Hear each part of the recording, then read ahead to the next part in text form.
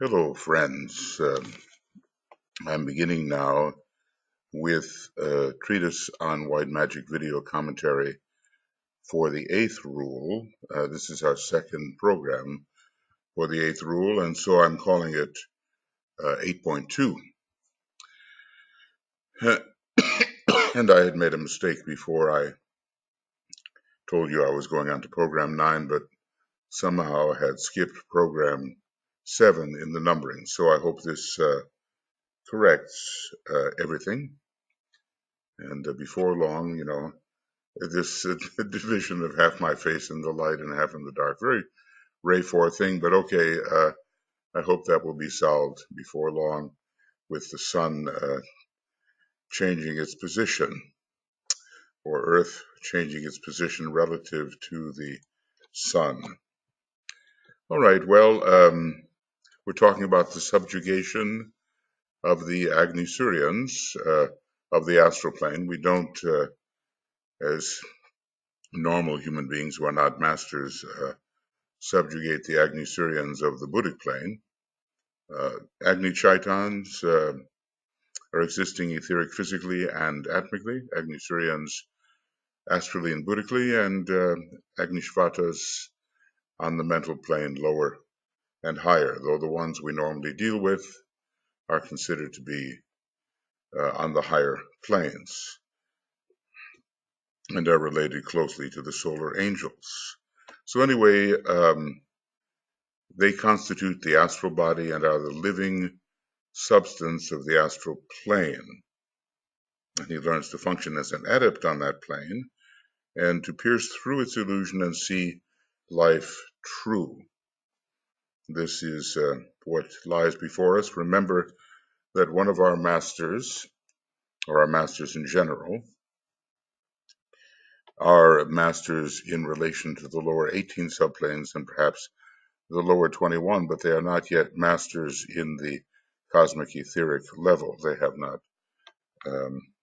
risen to all that is possible on those levels. As a matter of fact, if we were to, look at this and this diagram that Keith provided us with, we see that the two higher subplanes on both the Buddhic and Atmic planes are not associated with any particular powers because the powers could not be understood because they pertain to powers higher than those that a master can achieve. Chohans and Chohans of the seventh degree can achieve such powers. So there's no mastery of the complete cosmic subplanes, such as Atmic or Buddhic, by one that is, we say simply, a master of the fifth degree. All right. So let's see what we have here. Speaking symbolically, if the substance of the astral plane is animated by three types of divine force, which when brought together produce the great illusion. That is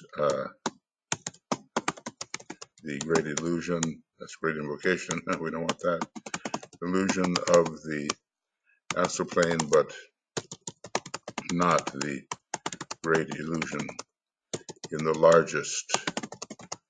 the largest possible sense, which is really any concrete thing.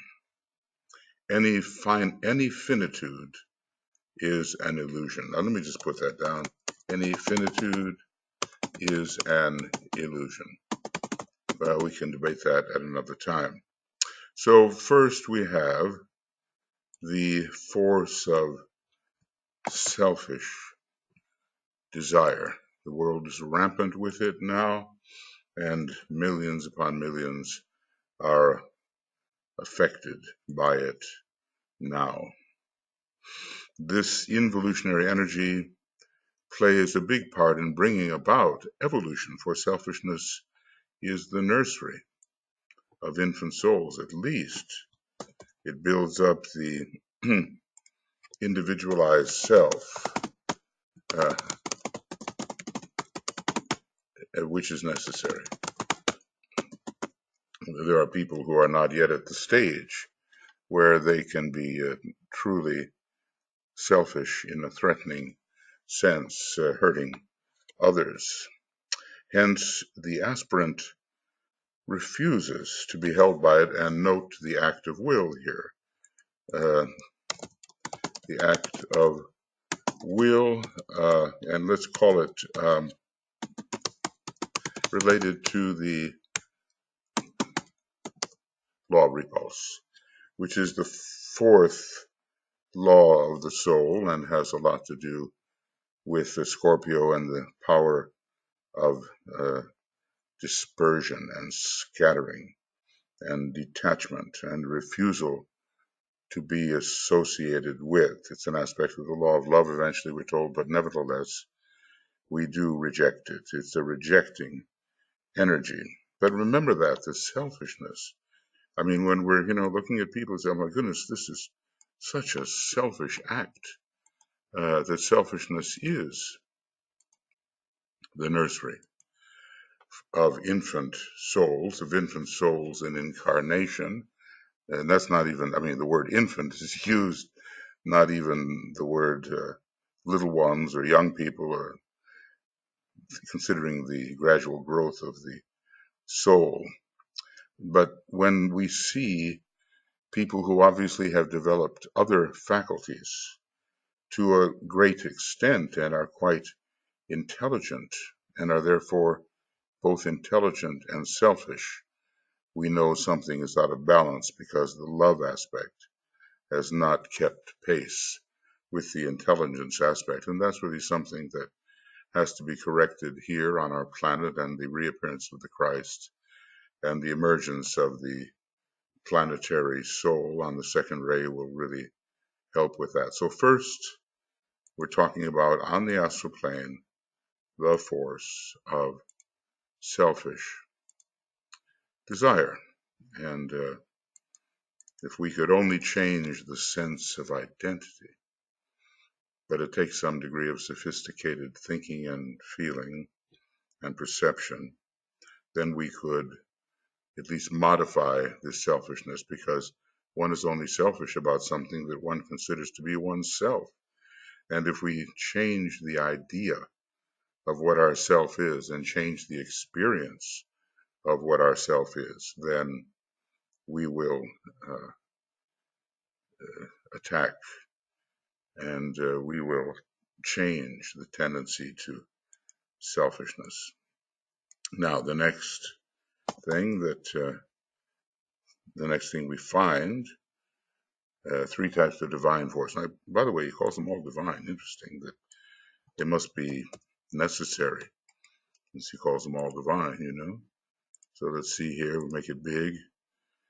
And, right. The force of fear. Now, this is a highly undesirable lunar factor, and it's built into matter itself, but perhaps necessary at first to preserve the form so that it doesn't become sort of a tasty dish for its enemy. So the fear is a kind of a recoiling in the face of that which is perceived as threatening. Some of it is threatening and will preserve the form. But if sustained over long, it's recoiling in front of that which would advance growth, as if it were something to be feared, hiding from the light, as it were, running away from the light, running away from love, running away from the divine will. The rabbit, or what do they call lepus, the hare, the first decanate of Gemini. It's sometimes said about Gemini, that it produces the coward, someone who is yellow, which is the color of that, the color of that particular sign of the zodiac, or at least one of the important colors. But of course, this is just a general statement. Other aspects of Gemini involve finally Sirius itself, as the ruler, Canis Major, as the ruler of the third decanate. So anyway, the force of fear on the astral plane. This is the product of ignorance, and in its initial stages, it is not the product of wrong thinking. In other words, we just don't know. This fear is built into the lower kingdoms as well. Maybe some very, okay, let's say, this is, whoa, I think that's, don't know how I did that. Okay, right. That was an interesting one, where I got the whole page there. All right, so anyway, this is the product of ignorance built into the lower kingdoms, and perhaps even the mineral kingdom. Dealing with the reaction that certain elements and metals have to their environment. I mean, it would be a foundational type of withdrawal. I think there was a chemist, physicist by the name of Bose, an Indian man, and he dealt with fatigue in metals and maybe with other reactions within the supposedly inanimate mineral kingdom. Okay, anyway, it's not the product of wrong thinking because it's built into kingdoms where there is no thinking, such as we know it. Okay, so this is because this reaction is built into kingdoms in which there is no thinking. There may be a reaction in consciousness, but not thinking as we know it. Okay. It is basically instinctual and is found dominating in the non-mental animal kingdom. Mars is involved there. Is it with its two satellites? There's a problem between the lord of that third kingdom and the lord of our fourth kingdom. Two satellites of Mars, Deimos and Phobos. I think they mean something like fear and terror. Let's kind of check that out. See what we've got here. Okay, come. All right. It's all going to get a lot faster in days ahead. Hopefully we can handle that speed. Deimos and Phobos and their meanings. Or Deimos has two moons, Phobos and Deimos. Phobos, fear, and Deimos, panic, were named after the horses that pulled the chariot of the Greek war god Ares, the counterpart to the Roman god Mars. So let's call it Deimos, apparently, not just Demos, but Deimos. And this is, let's call it fear and panic. So this is panic, and this, Phobos, as in phobia, is fear. I'm thinking about those, we can't help but mention certain things that are happening at the time we do this. I'm thinking about those boys in the cave in Thailand, and they were attended to by their coach, who turned out to be a kind of a former or Buddhist monk who had practiced meditation, and his meditations led them into a state of calmness. And if they had panicked on the way out or panicked while there, who knows what might have happened. Some terrible things, but it's a great example of how the world can mobilize itself. And it's a first-rate, second-rate thing. The second-rate types prayed and prayed. I was among them, so were my friends. We just prayed, sending in the angels and the light and all that. And no doubt it helped create a reasonable atmosphere in which the bravery, amazing bravery of those first ray seals and divers could be properly applied. What an execution. I just stand in amazement about it. But, we really do need these opposite lines, the first ray line, the second ray line, but we need them together. They are, in a way, the great opposites. And they each have what the other needs. The first ray type has centralization, and the second ray type needs it. The second ray type has inclusion, and the first ray type needs it. Okay, but in the human, its power is increased. This power of fear, let's call it that, the power of fear is increased potently through the power of the mind, which can stage all kinds of unpleasant scenarios.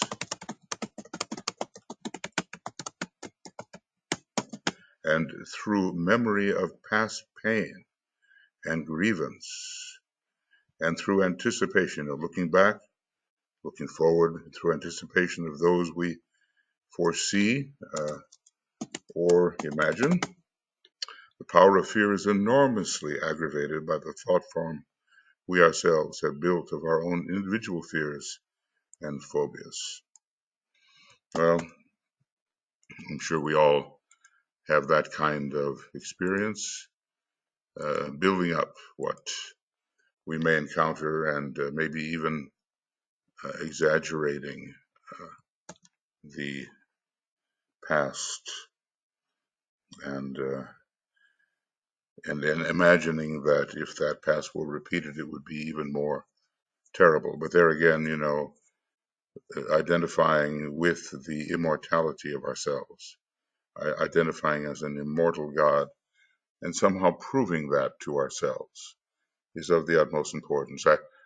In my own case, I remember when I discovered that, the inner vehicles and the outer form were separable, and I found myself alive, awake, attentive, away from the body. What's going on here, So I took some walks and looked at my non-self in the mirror, nothing there really. But I knew I was separable. I knew I was separable from the vehicle with which no doubt I had identified as a child and as a young person for many years. We have to have the experience of the immortal, the separability of the immortal factor. And more we'll be taught how to do that. There'll be the recalling of past lives. We'll be taught how to do that. Hopefully we can stand the what we see and apply it in a constructive manner. But, the assurance of immortality is based on certain experiences, not just the theory. And not just because someone tells you you are immortal, you are not your body, you are something else. We have to shed these vestures one by one. These are veils. We have to penetrate beyond these veils. We use them, but we penetrate into a reality beyond them till we find ourselves perhaps within the algades itself, within the soul body, and on and on.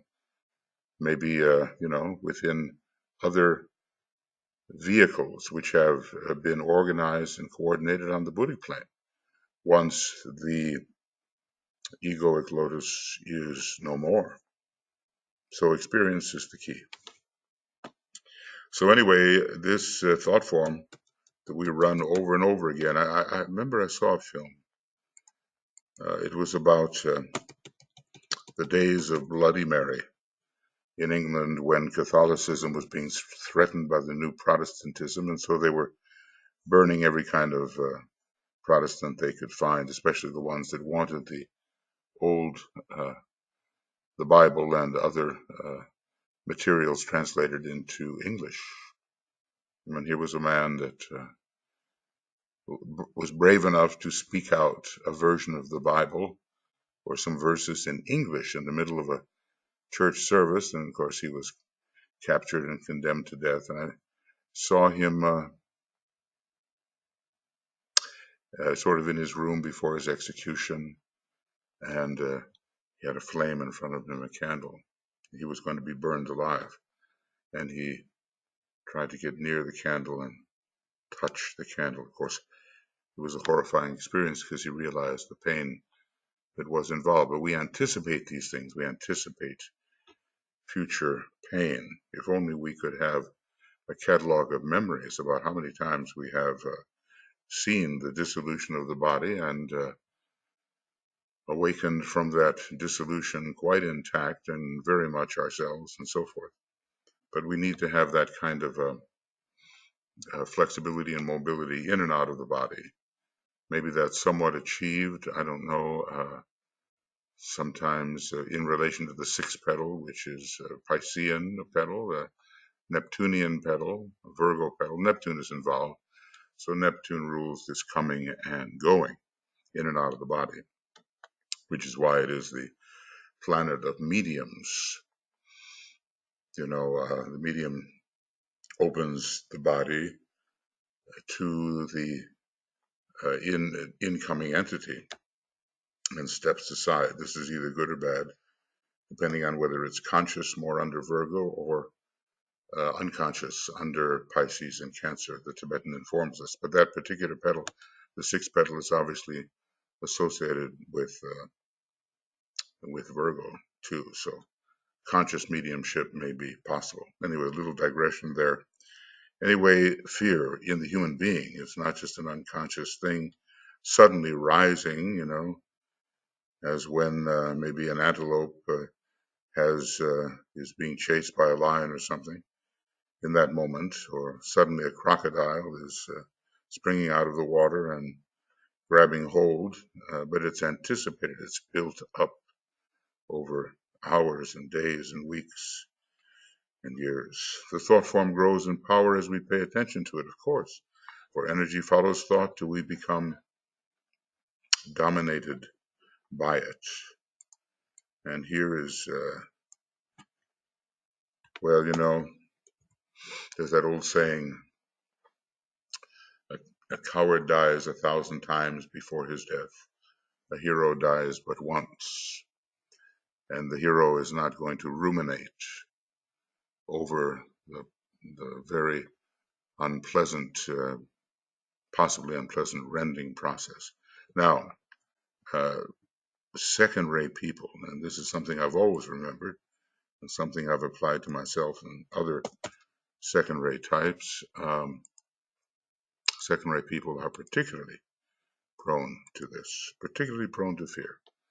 The glamour of fear. Now, isn't it, if we go here to Glamour World Problem and we go to page 123, we're a little far into it, and maybe we'll find it, you know, the glamour.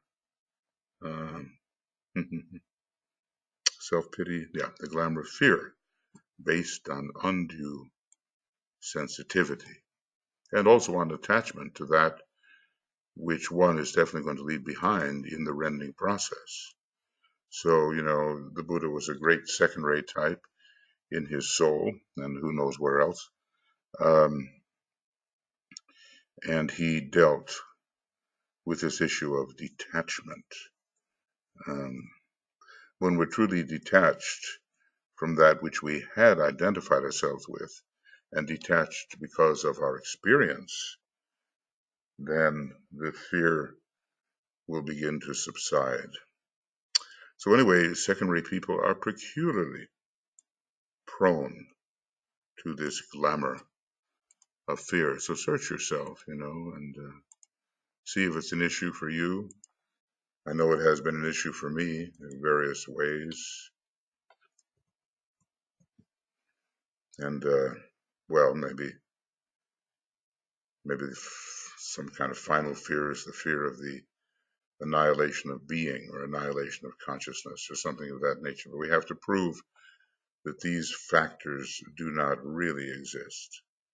For the majority of them, it constitutes the dweller on the threshold, just as ambition and love of power backed by frantic desire and unscrupulousness. You'd almost think about frantic desire as sixth ray and unscrupulousness third ray, but you see it in the first ray, form the dweller on the threshold of the first ray types.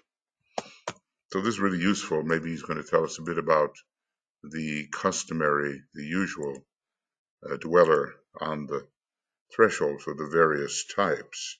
And maybe if we get a handle on what our dweller is and what sort of prevents us from taking the steps through the portal which awaits, we'll know more about our ray, or the ray that is operative in this type of prevention. The crystallized thought form of intellectual achievement for selfish ends and the use of knowledge for personality objectives stand between the portal and the path. The portal of the path in the case of the third ray person, and unless broken up and destroyed, will dominate him and turn him into a black magician. Well, he depends upon his mind, and he trusts perhaps only his mind, and he's not willing to surrender the use of that faculty in an almost obsessive way in the trust that something better may come along and something better that will allow him to use his intellectual development even more successfully, but this time for an unselfish purpose. Crystallized thought form. I mean, we can probably, put the first and seventh ray here together a little bit, and the second and the sixth, and the third and the fifth, because these rays of attribute are more concrete expressions of the first three rays of aspect. The crystallized thought form of intellectual achievement for selfish ends. I remember in a debate recently, someone was accused of evading taxes, and his answer was, well, that means I'm really smart. And I thought to myself, there's a tremendous third ray blindness operating.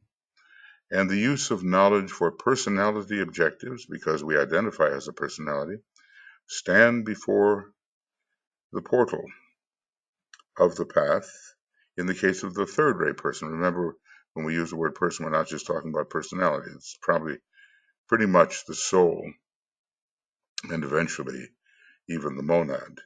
And unless broken up, law of disintegration, third law, unless broken up and destroyed, will dominate him and turn him into a black magician. Now, the great majority of black magicians, how I understand it, majority of black magicians, MGNS, now I'm going to, if you don't mind, be MGNS. I'm going to make a plural out of it for the future. They come from a previous solar system and are third ray monads. Third ray. Okay. No, it's not going to let me do it. Third ray monads and, interestingly, first ray souls. They're on the destroyer in terms of their souls. So the subray is the subray of the third ray monad is the first ray. We have some groups that have the first ray soul and maybe a third ray personality. Whenever you combine those two rays without the ray of love wisdom, you have a real potential problem. But anyway, they come from a system in which the third ray was developed, in which they developed their intellectual achievements that they don't want to relinquish because they're attached to them, and therefore attached to a great material deva, who eventually conquers them entirely, and so captivates them that they have to start all over in another solar system. So we're told there's no permanent failure because we are the one and only non-failure. But in terms of our illusory projections into the great Mahamaya, which the universe is, there are the failures in illusory time and space. There is no other thing except illusory time and space. Time and space are not real, per se. So these have to be broken up under the law of disintegration, maybe. So I've said before, if we give into our dwellers first-rate types, the destroyer of souls, and maybe the law of synthesis will help. Second-rate types, the deluder of souls, and maybe the law of attraction and repulsion will help. And third-rate types, the manipulator of souls, and maybe the law of, presented attributes, you might say. That's one way of doing it. Or the law of economy in some way, aligned with the objectives of the plan, selflessly aligned, will help. There are remedies, for every disease, and all of these things are diseases when they don't go along with the divine plan. There are ways of getting through and beyond them. You oft have been told that fear is an illusion, yet this statement does not help. That is so true. Oh well, you don't really have anything to be afraid of, and yet the person is in panic, and the words do not help. It is a generalization that one can admit, yet which remains profoundly difficult to apply individually. I would say only, at least in my case, I understand it, re-identification. Identification will work. Re-identification. In other words, what we thought we were, we are not, and we have to know through experience, re-identification. The fears to which aspirants are subject, and note the mode of wording this, because the aspirant is subjugated by the fear. Let me try that. The aspirant is subjugated by the fear, are seldom of a selfish nature, except insofar as suffering has caused them to recoil from a further continuation of untoward happenings. We put our hand to the plow, as it says in the Bible, and then we turn back, and we're not worthy to enter the kingdom of heaven.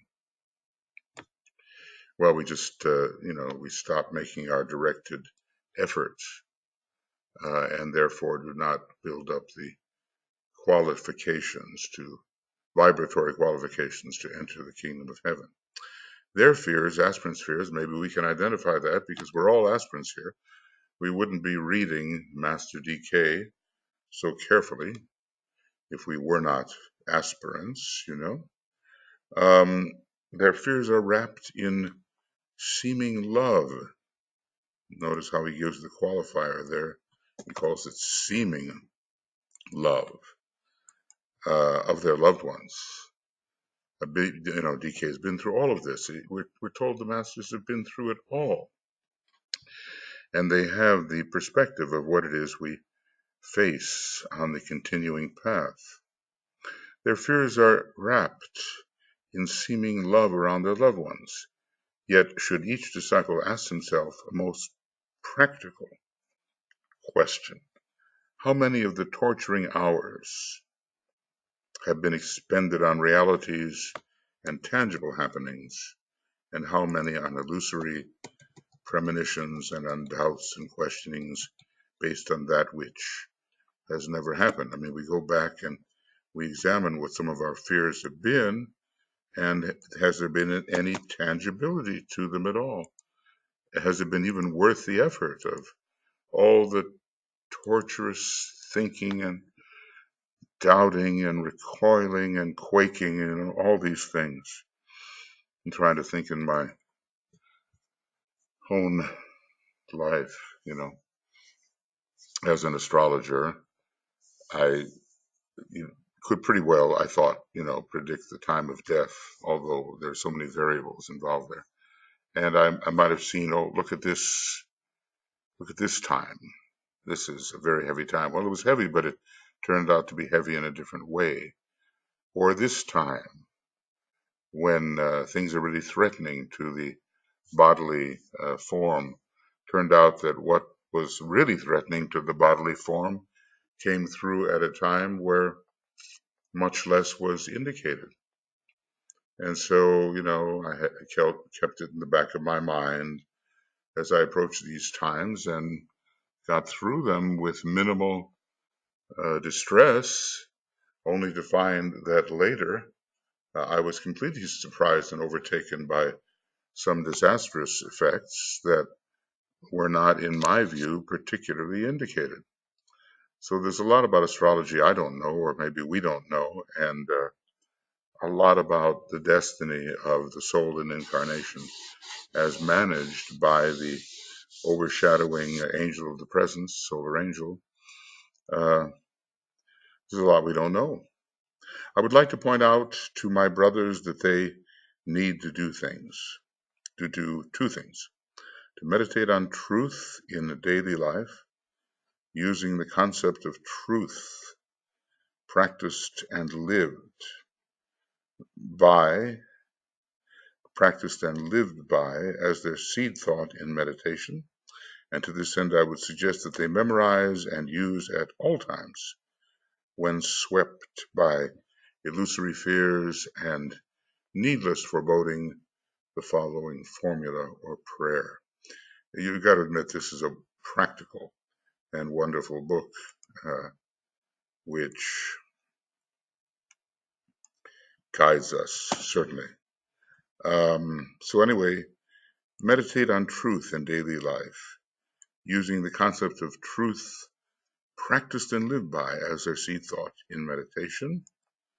Okay. And then use this mantra: let reality govern my every thought, and truth be the master of my life. If we're brave enough to deal with that, let reality govern my every thought, and truth be the master of my life. And then we'll really be able to begin discriminating between what is a needless, illusory anticipation which may never come to pass, just based on vain imaginings, and what is real, or real, in a relative sense. I also have to say there's nothing real but the absolute, but real in a relative sense within the universe. Let each say this to himself as constantly as need requires. So here we learn something about the value of repetition. I always say, if you have a good mantra and repeat it 3 times, it seems to be what Master Moria would have us do, and that 3-time repetition drives it home. 3 is the charm, Let each say this to himself as constantly as need requires, forcing his mind to focus upon the significance of these spoken words. Because you know how it is, we can just repeat something and it has no value. And Master Moria tells us that if we take vitamins with consciousness, they're worth so much more. So we try to do what we do with consciousness and not just mindlessly like an automaton. I would suggest also sound common sense. And he tells us, 6th-rate types do not have this. I'm always trying to cultivate it, having been on that ray for so long. 6th-rate types do not have common sense in general, even though, in a way, the 6th phase of meditation is the common sense, or the cultivation of common sense. We have how does it go? It's a sense. It's the sixth sense and the seventh that we usually think of the sixth sense as psychic, but it's really the seventh sense, which is the esoteric sense, and the synthesizing sense is the common sense that synthesizes, hearing, touch, sight, taste, smell, and the synthesizing common sense. So a sound common sense and the cultivation of an attitude of mind which refuses to permit time for illusory fears to grow. So do not give these fears time and attention, but of course, at first, try to identify them as really or truly illusory. I'm thinking about, some people that have a worry about how they will live, um, support themselves in their old age. The governments are getting more and more stingy with respect to what they will provide for people as they enter retirement and later retirement. And there's a fear, what will happen to me? What will happen to me? And the trust factor is not there. Of course, I think I have that, but if I've been burned enough, maybe I wouldn't have it. But the idea that God or the inner reality will provide, that our inner immortality of being will provide, uh, is a sound one. I think Jesus said, or was it the Christ?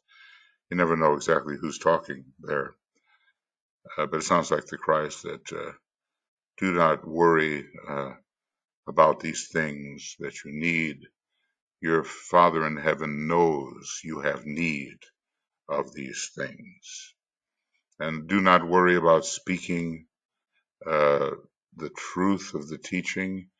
The words will come to you. Of course, I'm just paraphrasing, but these were not necessarily educated human beings, and they had to deliver the good news to many. And they were worried, what shall I say, Lord? And he said, do not worry. The words will come to you. And I've seen that, people have a fear of speaking, and they fear to be judged as stupid or whatever. And lo and behold, that in the moment, fine words and fine thoughts come to them under the stimulation of service. So we don't have to be afraid of those things. Of course, we can't overcome all of our fears at once. Some of our fears that we overcome because we have been desensitized to those fears through successful experience. Oh, I've lived through that, and I know there's nothing all that terrible to be afraid of. I've managed, you can manage, based on experience. And others may remain. Other fears may remain. But they too will be eliminated. It's been said, is it Moria, those are great books, and he says that the Black Lodge considers it a very bad sign when they find a truly fearless disciple of the White Lodge. I paraphrase, of course, but it's a bad sign when you don't fear, because the other side, the counterforce, the lords of form, they really depend on that fear to keep you all penned up in your lower consciousness. Fear is the main obstacle frequently to a very vital step forward, which could be taken in this life but may have to be delayed to another if due opportunity is not taken and the will nature powerfully excited, because sometimes we just have to step through and you get tired of all the trembling and you just say, look, I'm going to do this, here we go, and don't give it much thought and just step into it. So, is there something looming ahead that we know would be really profitable to our spiritual life, and yet we're afraid to take that step? Everybody has to meditate upon it.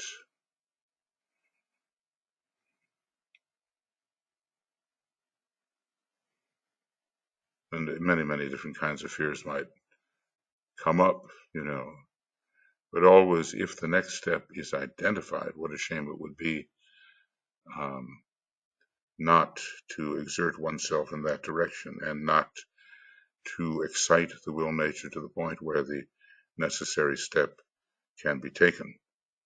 And here's, something I've been saying all along, the first ray aspirant, namely, we're talking about the soul type, I think.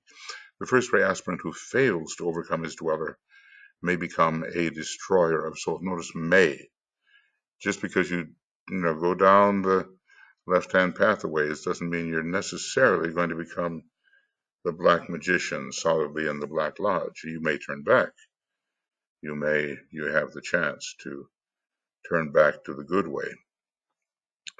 The first ray aspirant who fails to overcome his dweller may become a destroyer of souls, as it is called, and be condemned, self-condemned really, until he learns his lesson to work in the forces of matter and with the forms which hold souls in prison. But interestingly enough, first-rate types really do work with the vehicles and strengthening, S-T-R-E-N-G, strengthening those vehicles.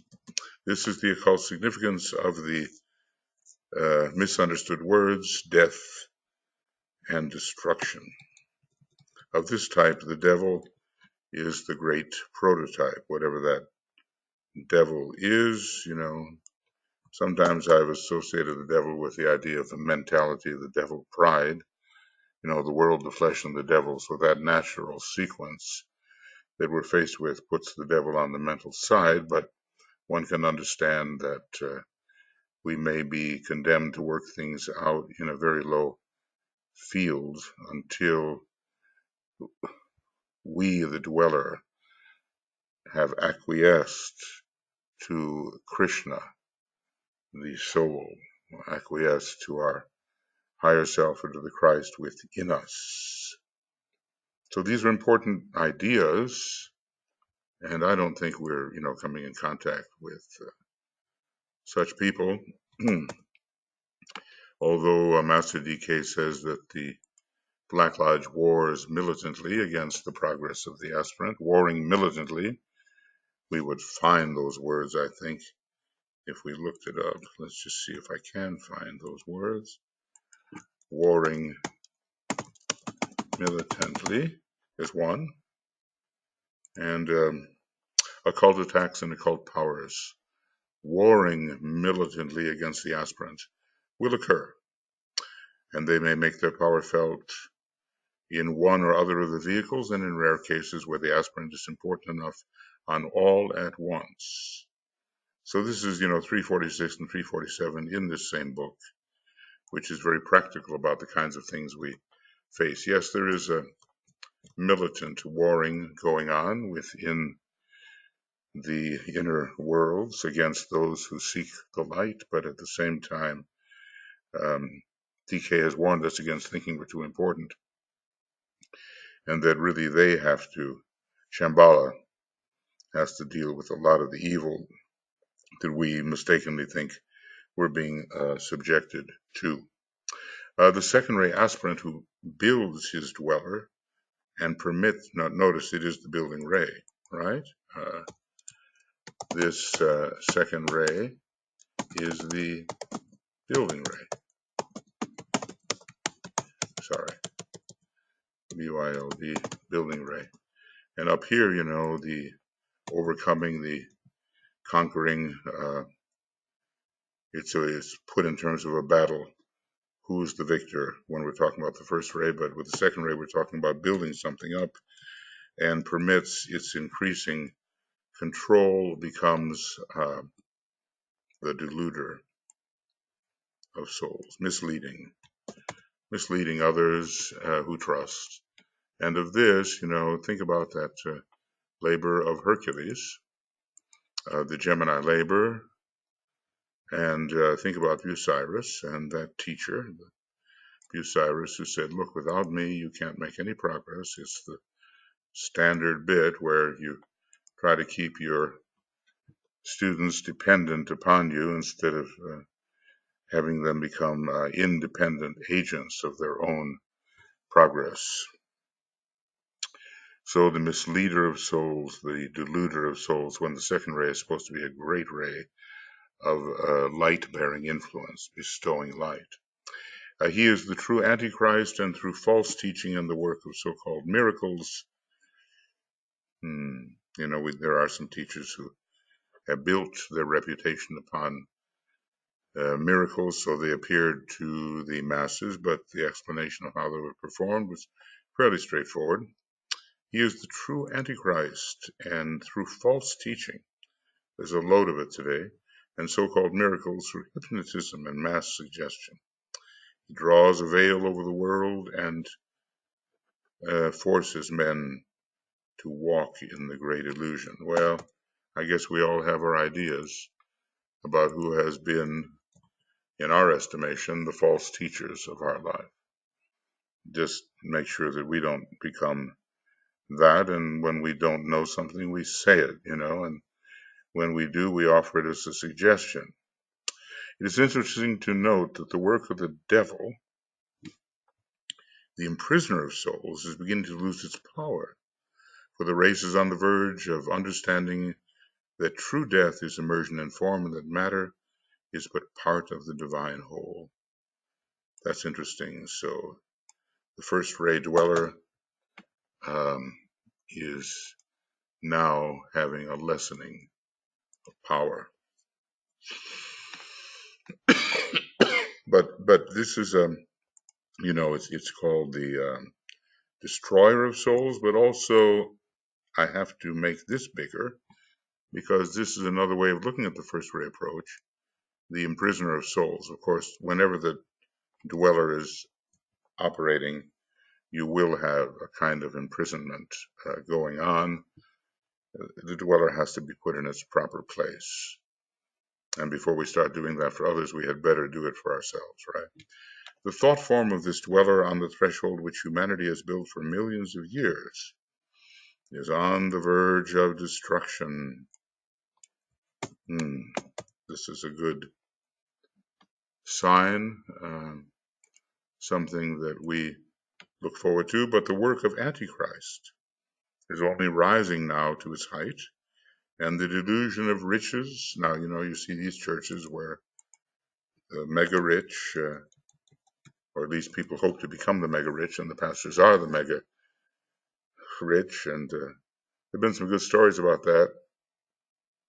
Under better circumstances, the pastor goes away and comes back disguised as a homeless person and is not allowed in the church lest the people of the church become contaminated and their major thought form contaminated, that they should become rich because of their belief in God, rich in a worldly sense. So it's really a capitulation to the third aspect of divinity by the second. But the work of the Antichrist is only rising now to its height, and the delusion of riches, of possession, of false teaching will increasingly hold sway, but the term of delusion will be shorter than the term of destruction. It's somehow, the bodhisattvic presence among us is usually 2,500 years when we're dealing with a man that's much longer and a Mahachohan much, much, much longer. For all these factors function under their own cycles and have their own ebb and flow. I just find every bit of this so significant that I'm just finding other colors to present or to present the material.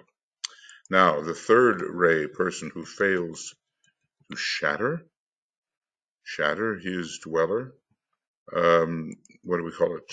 This is the law of disintegration, has to be used, becomes what is called the manipulator of souls and uses the mind to destroy the real and to put a veil between the man and reality.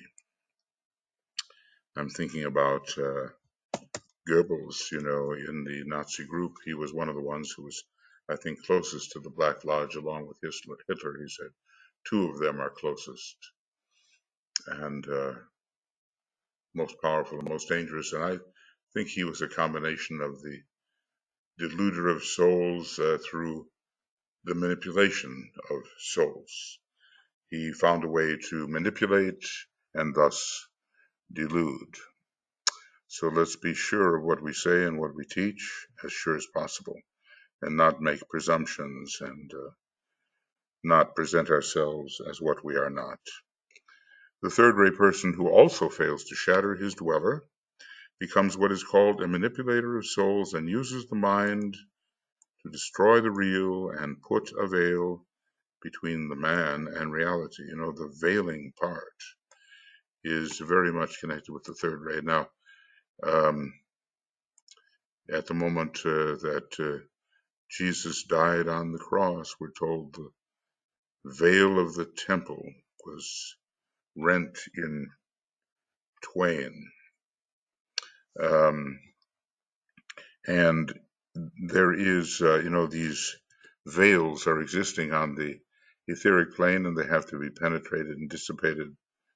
The veil of impulsion, the veil of distortion, the veil of separation, and the veil of aspiration. So we want the unveiled truth, as St. Paul said. We don't want to see through a glass darkly. We want to see the unveiled truth face to face. It must be remembered that none of these names and these activities refer to the soul on its own plane, but only to the human souls in incarnation. And this must be stressed, for on its own plane, the souls of all men stand free from illusion, and neither can be destroyed, deluded, nor manipulated.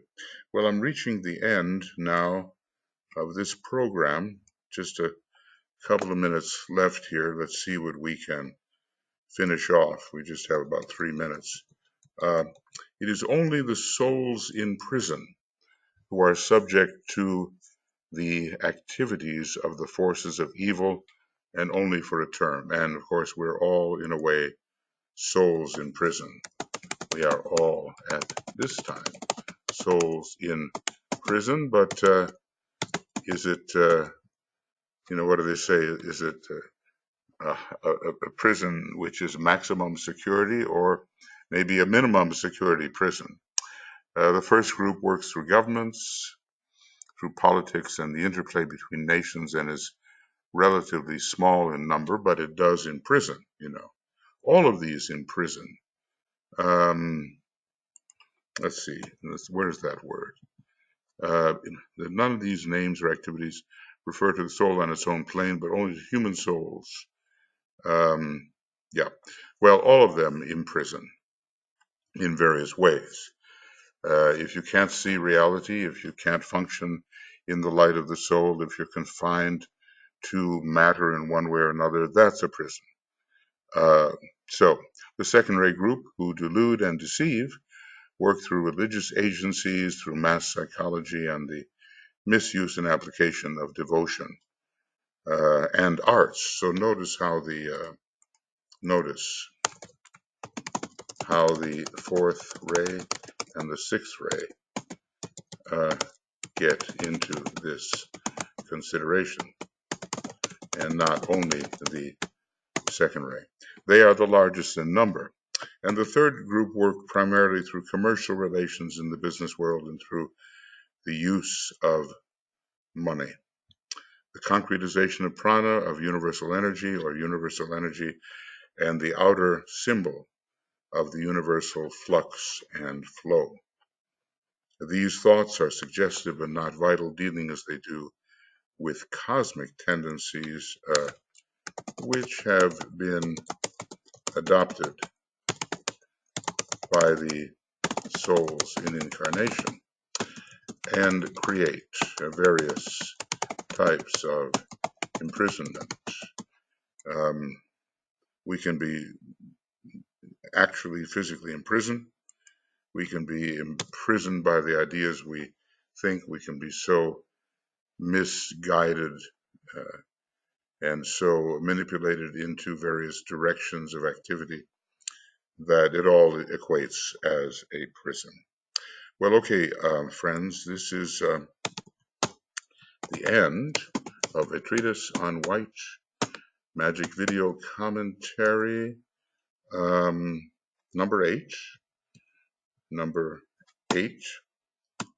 and rules for the astral plane. Rule what? Whoop, where are we? Okay, would have to do that, wouldn't it, huh? Okay, we're almost there. I got there we go. Okay, rule 8, right. Okay, let's see. Let me do it this way. No, that's not good. I'm kind of trapped here. Sorry, I'm in the woods. Okay, number 8. Rule number 8. There it is. Rules for the astral plane. Rule, okay. Don't know why it wants to do that. Rules for the astral plane. Rule 8. And this is program 8, and we'll call it program 8.2. And then we'll have the beginning, sorry for this delay, beginning of a treatise on white magic video commentary number 9, rules for the astral plane, rule 8, and it's going to be, well, it's really program 8.2. We're dealing with that. 8.2, but it's really program 9, but we're dealing with 8.3. All right. Well, I made a mess of that, but okay. I think we're okay now. Right. All right. So that's that. And we will be carrying on. It took a little longer than I thought to just kind of straighten that out. And we're on page 241.